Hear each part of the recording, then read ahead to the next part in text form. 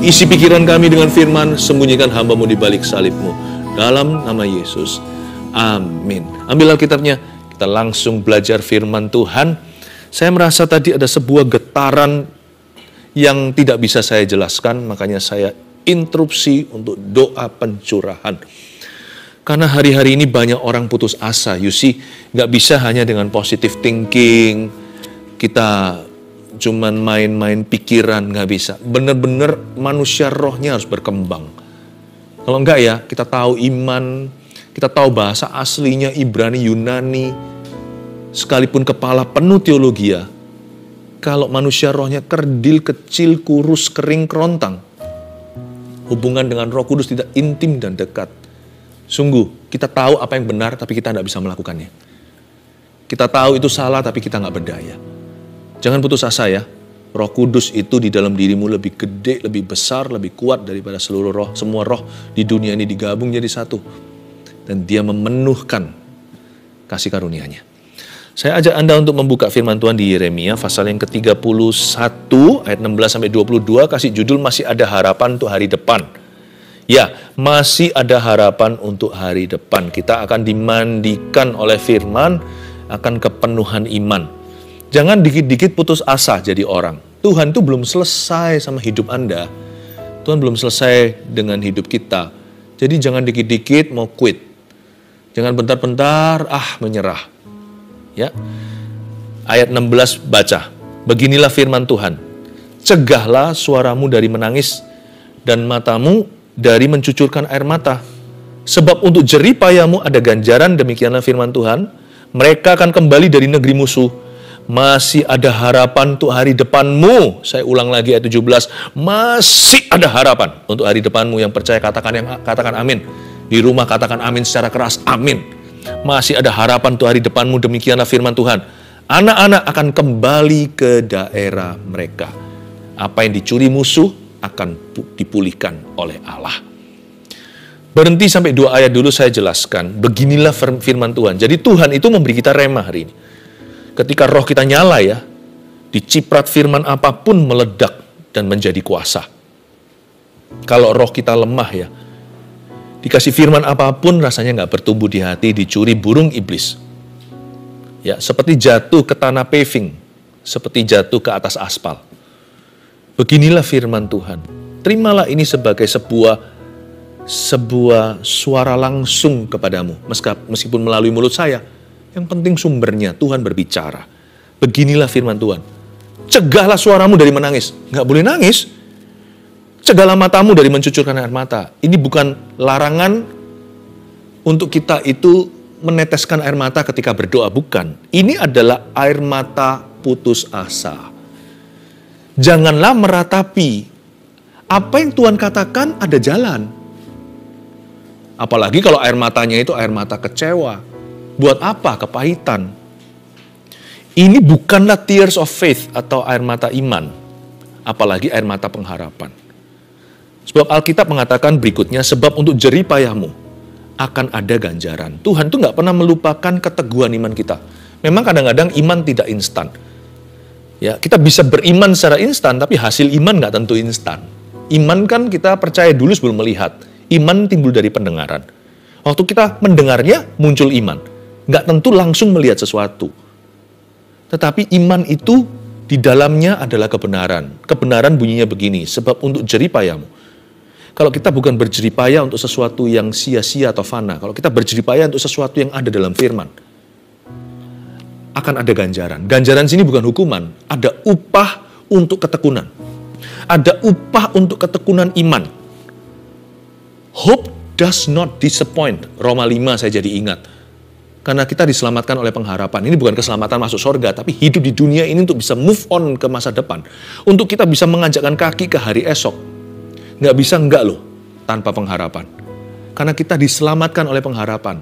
Dan pengharapan tidak mengecewakan. Orang yang kehabisan pengharapan itu bahaya. Mendingan kita kehilangan iman. Masih dengar, waktu kita dengar, langsung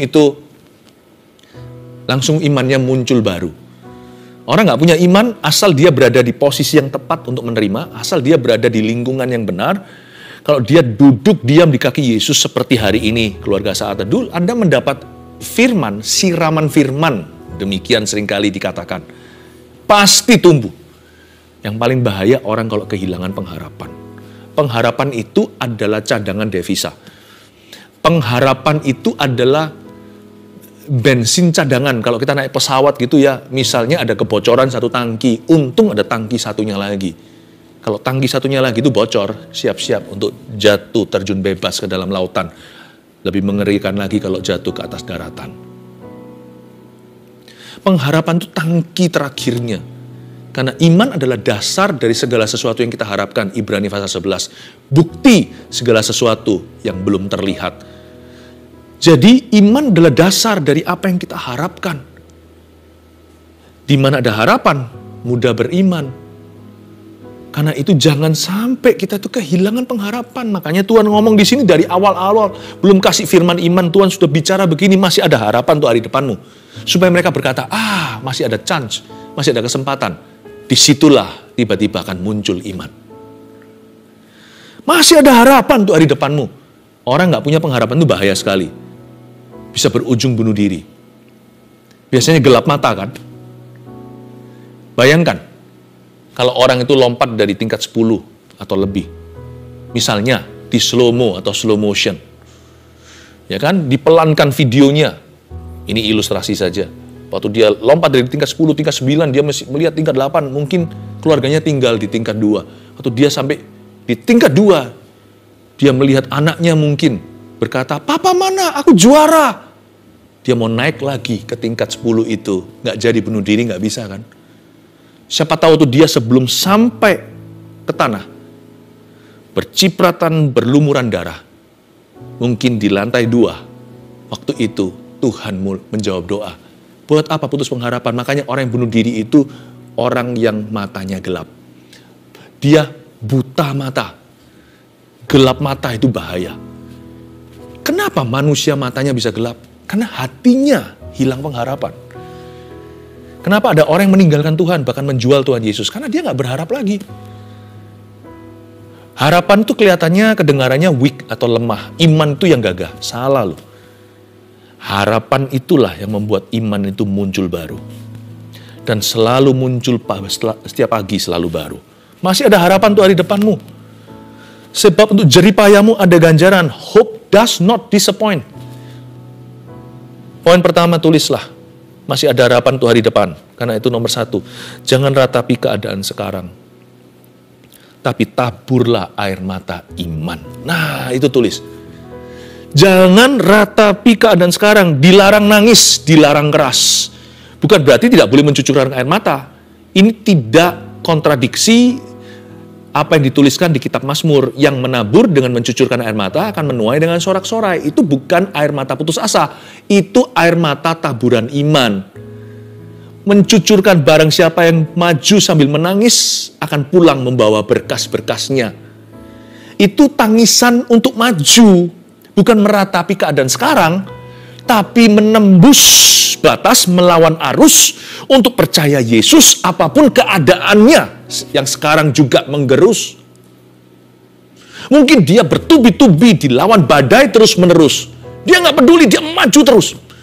Karena kalau dia diam di tempat, dia akan mati berdiri. Yang menabur dengan mencucurkan air mata. Air mata putus asa bukan taburan, tapi kutukan.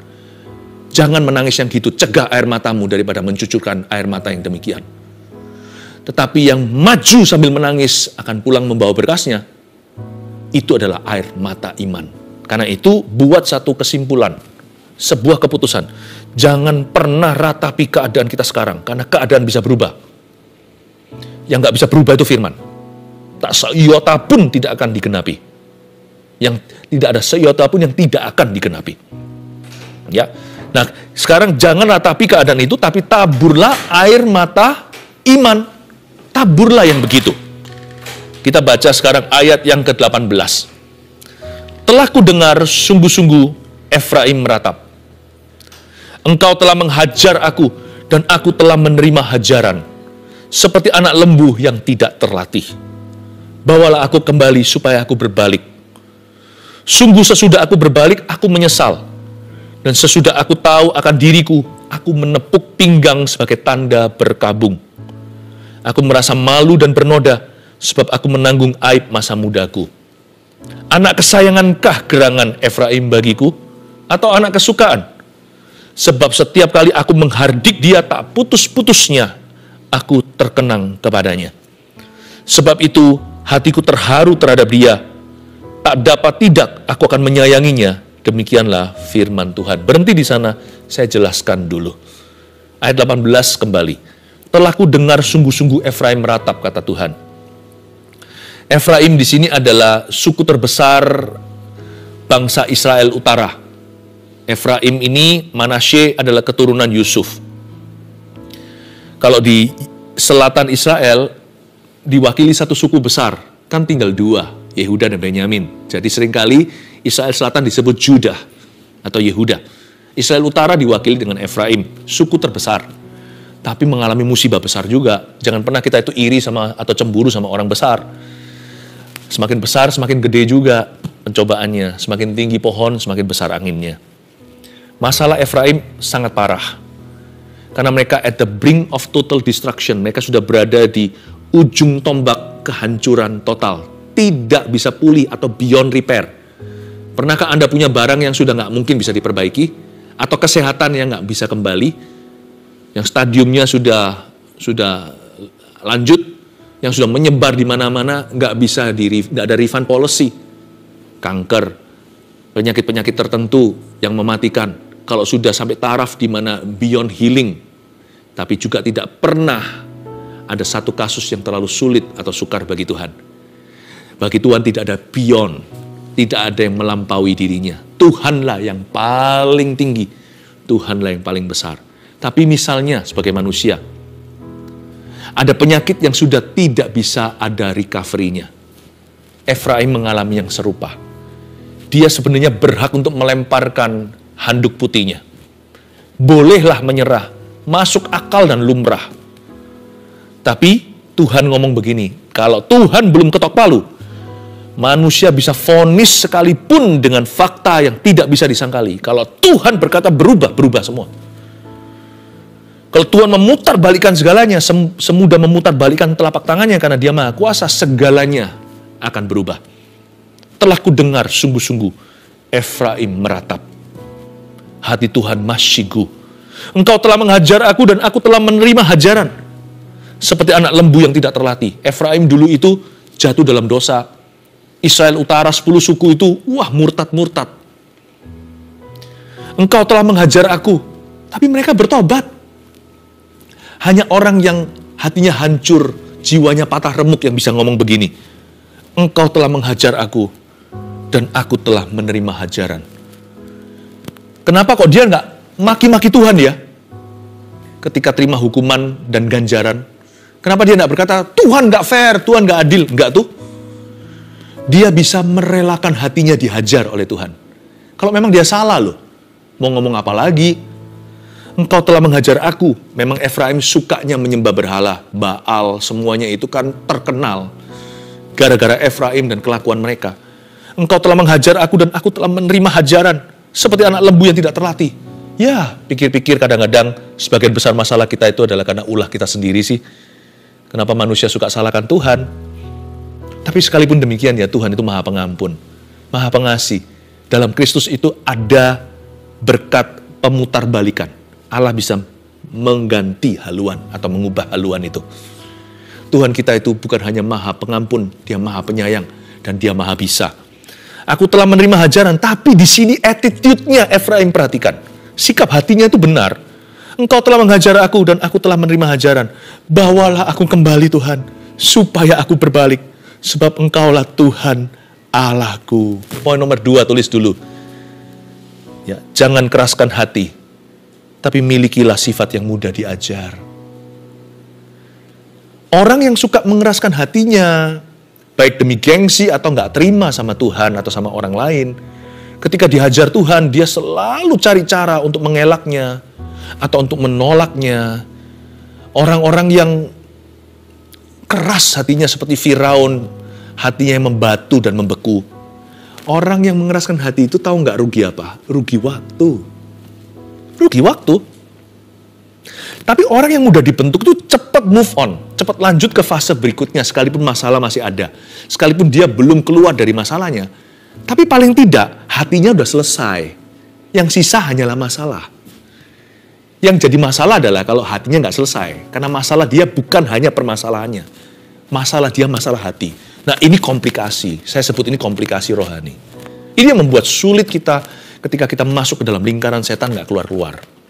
Nggak bisa ada terobosan sungguhan. Terobosan yang ada hanya percikan. Mendingan saya nggak dapat terobosan yang merupakan PHP atau pemberi harapan palsu.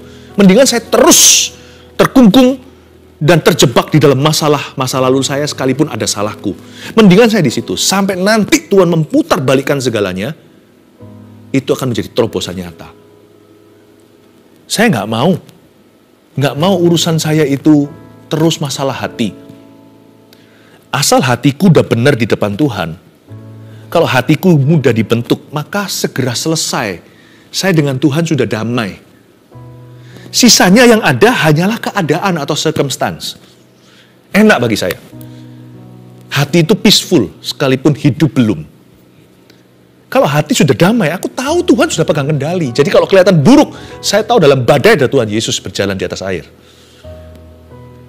Daripada begini loh, keadaannya seperti baik-baik, tapi saya gak punya Tuhan, atau saya jauh dari Roh Kudus, hati saya gak benar sama Yesus, saya gak tahu nanti dari mana, sudut mana macan akan menerkam.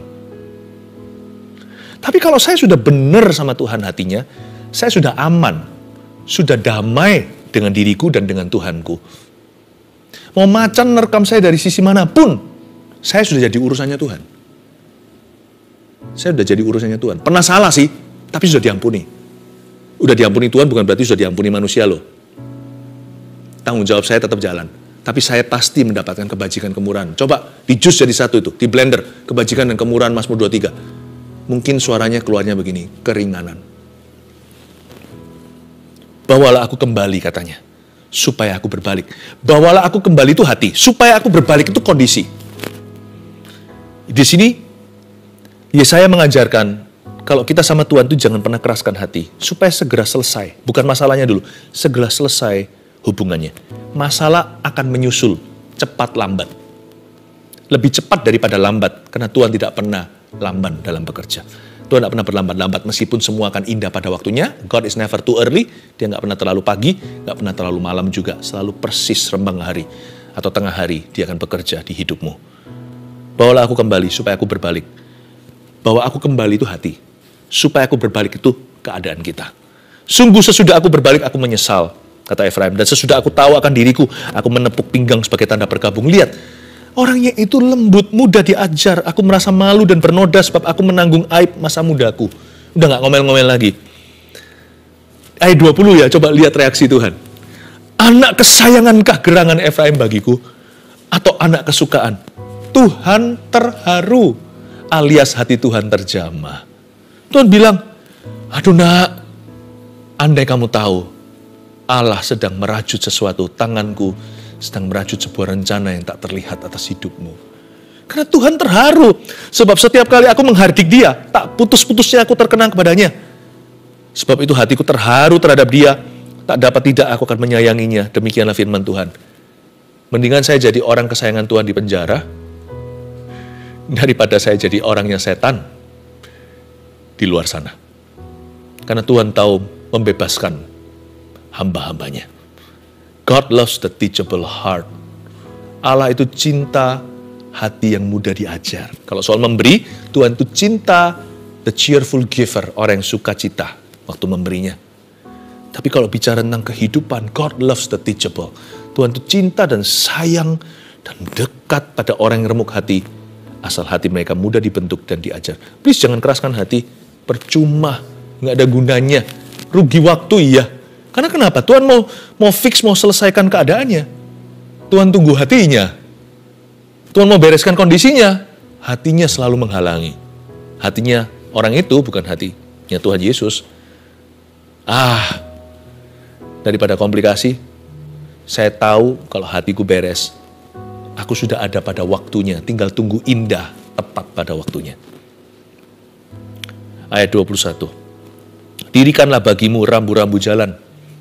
Pasanglah bagimu tanda-tanda jalan. Perhatikanlah jalan raya baik-baik, yakni jalan yang telah kau tempuh. Kembalilah hai anak darah Israel, kembalilah ke kota-kotamu ini.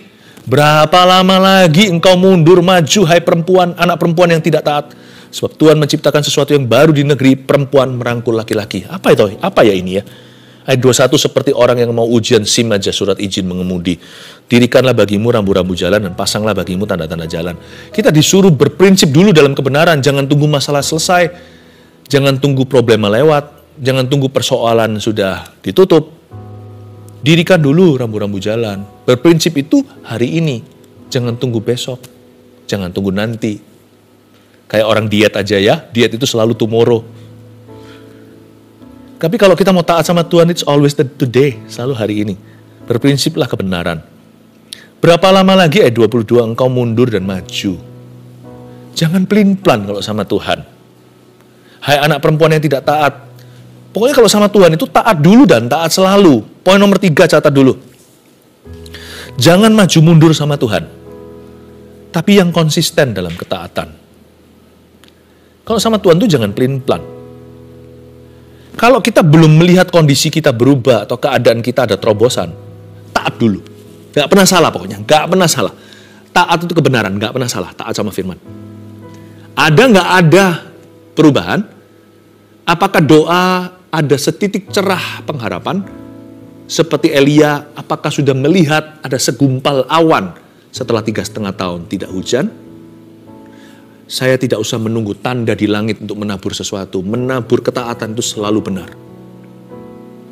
Berprinsip dulu, dirikan rambu. Always obey first and obey always. Taat dulu dan taat selalu. Jangan maju mundur sama Tuhan. Orang yang maju mundur sama Tuhan itu nggak mari-mari, nggak selesai-selesai. Kayak orang kerja itu bangun-bangun, lalu dia lepaskan sendiri. Setelah dia pasang dirakit, dia bongkar lagi. Orang maju mundur itu, orang pelin-pelan, berapa lama lagi engkau mundur maju, hai anak perempuan yang tidak taat. Itu kayak begitu. Udah hampir nyampe, balik lagi ke titik awal. Frustrasi. Yang frustrasi bukan Tuhan. Nanti lama-lama yang frustrasi adalah orang sekeliling kita. Kok terus-terusan pelin-pelan? Jangan pelin-pelan, pokoknya taati dulu. Yang konsisten gitu dalam ketaatan, menunggu terjadi perubahan. Nggak usah tunggu perubahan terjadi, taat dulu pokoknya. Taat selalu, taat maju. Maju terus dalam ketaatan, terus taat, konsisten. Konsisten itu bukan berarti sempurna, kadang-kadang bisa begini jalannya. Tapi nggak begini, kalau yang begini itu namanya goncangan. Jangan bergoncang sama Tuhan, itu jangan geronjalan. Boleh begini aja. Ya, geronjalan dikit boleh lah, jangan goncangan. Ya, orang konsisten itu begini jalannya. Dia nggak bisa lurus begini terus, hanya Yesus. Tapi kalau yang begini, itu bukan orang biasa, itu orang pelin-pelan. Jangan begitu, jangan demikian. Jangan maju mundur sama Tuhan, tapi yang konsisten dalam ketaatan. Karena Anda tahu, masa depan masih ada harapan untuk masa depanmu. Konsisten aja maju. Memang saya belum lihat tuaian, yang saya tuai sekarang buruk.